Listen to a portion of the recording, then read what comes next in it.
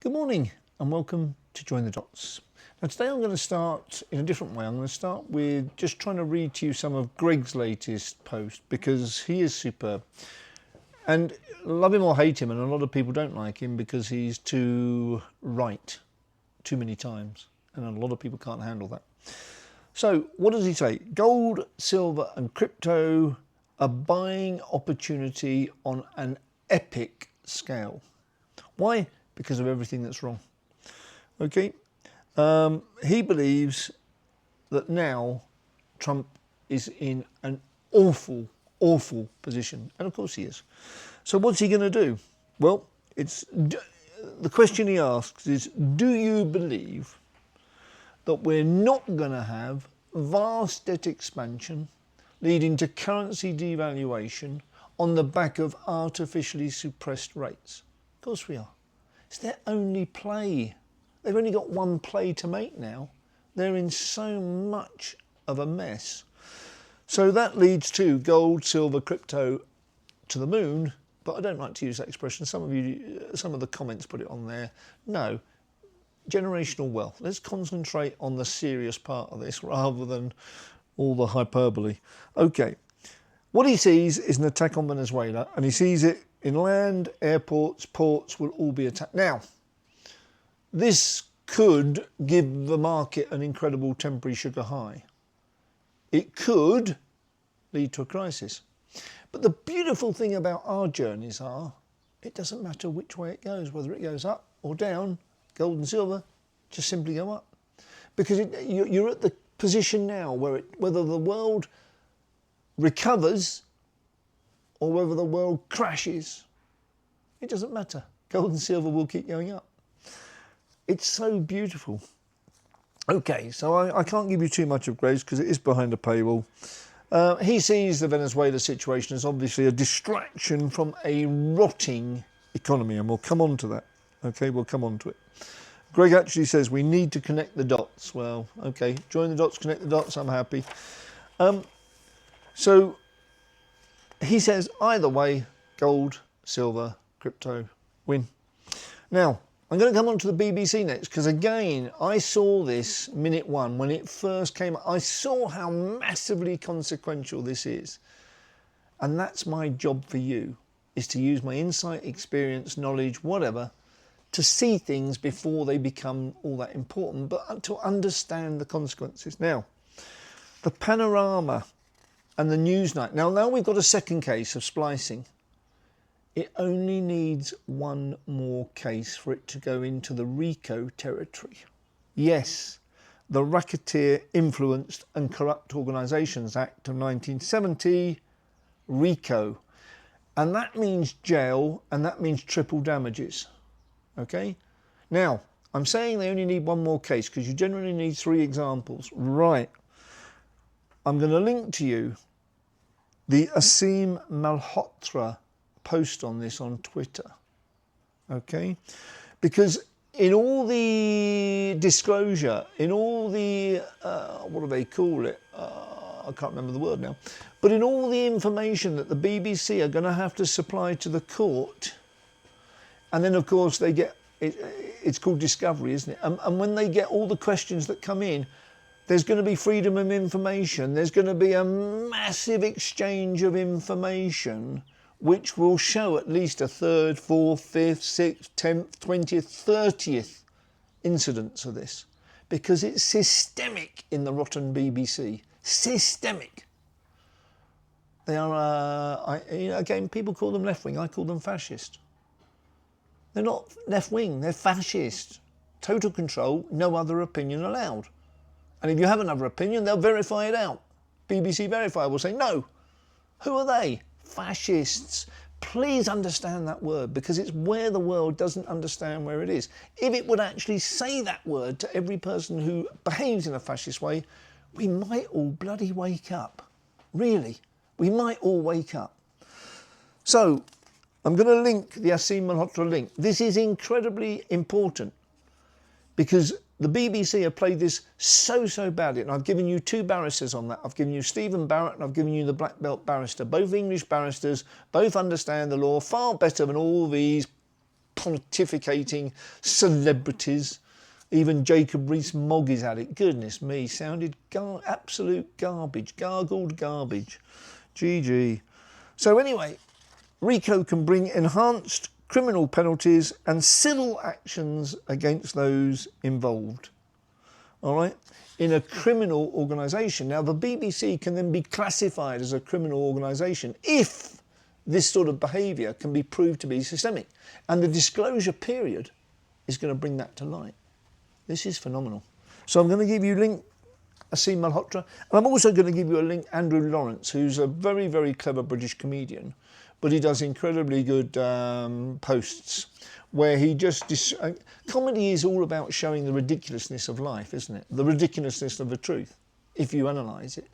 And he does a beautiful one on the BBC here, but it's powerful and it's right. Okay, now, AI, earnings, here we go. Some people just listen to the same 3, 4, 5 voices on YouTube and think they get the picture. I'm always scouting, I'm always trying to find someone different who's got a different view that I can either find nuggets of gold in or dismiss because they're just loony. And there are a lot of loonies around. Okay, link here to Steve Eisman, another new name for Join the Dots. I'm going to link this. You have to watch this. You really have to watch it, okay? Because we have now got delinquencies on subprime auto loans which are equal to the highest point in 1994, since 1994, way past the 2008 GFC. So if that was a global financial crisis, these numbers are worse already than the GFC. Now, I'm also going to link the Eurodollar University. Why? Because after 16 minutes 45, and I watched the whole thing, but after 16 minutes 45, Jeff Snyder hits the same point. The same point. We're in a worse position now, and we haven't had the crash yet. So what's it going to be like post-crash? Because the crash is coming. It doesn't matter. Even if Trump prints trillions tomorrow, we're still going to have the crash. It's just been delayed or deferred. Okay, and that's why you can't time things. That's why I say to you, go on a journey. If he prints trillions, if the economy crashes, either way, gold and silver, shoot. So what's the problem? Okay, so this is really important. This Eurodollar University link, 16 minutes 45. You don't have to watch the whole thing. You can, out of interest, and it's good. It's always good with Jeff. It's always good. But at 16 minutes 45 comes the money shot. It really is the money shot, okay?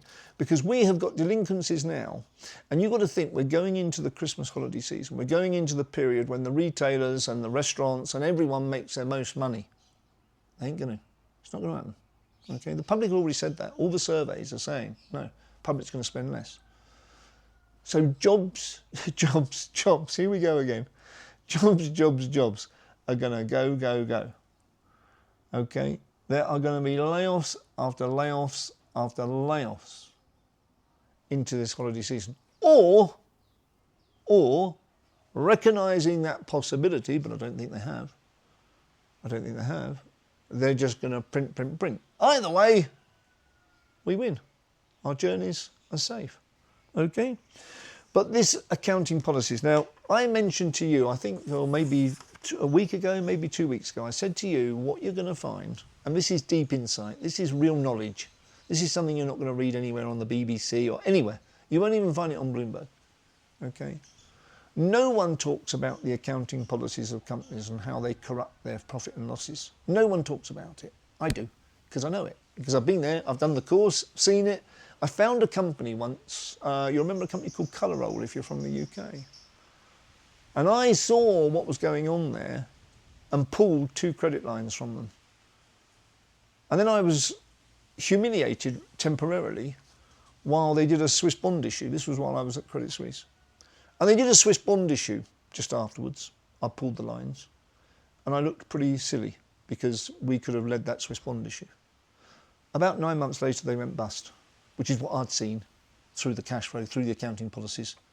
That's what I'd seen. They were going to go bust. The cash flow was a disaster, but the profit and loss looks super. And that's what happens as you get towards the end of the cycle. Companies corrupt their accounts. They change their accounting policies. Now, what has Steve Eisman seen on Meta? What's he seen on the AI industry? And this is the point. It's the whole industry. All right. Now, he points to Meta and Oracle as two examples.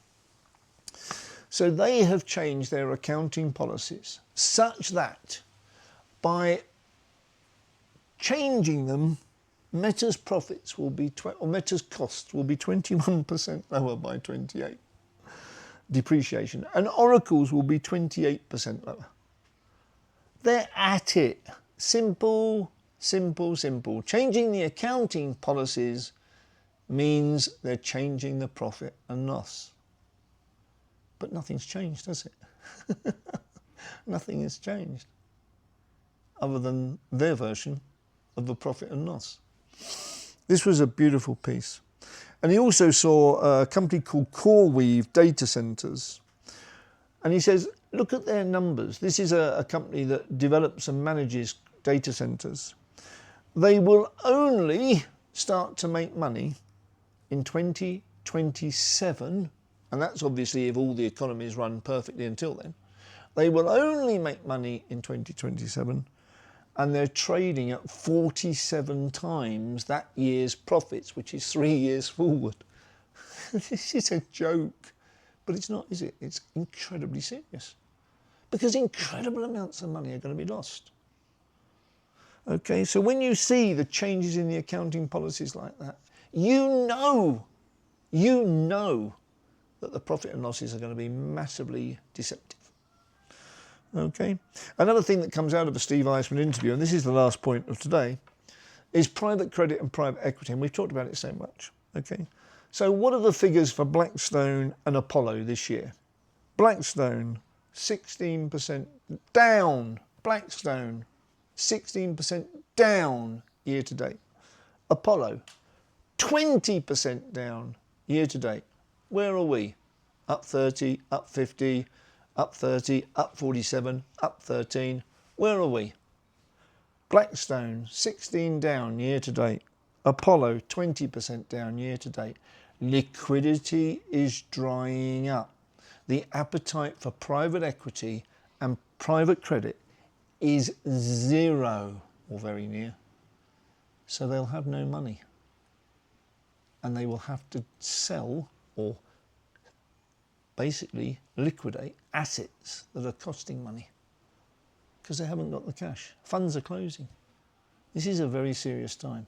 So that could all mean that Trump will go the mega one, as Greg says, and just go whoosh with money, in which case gold and silver will take off, as will other assets for a time. But then, of course, they will start to fall. Gold and silver, on the back of the crisis, will rise even further. We're on some good journeys. Please stay with us. And thank you very much for watching Join the Dots.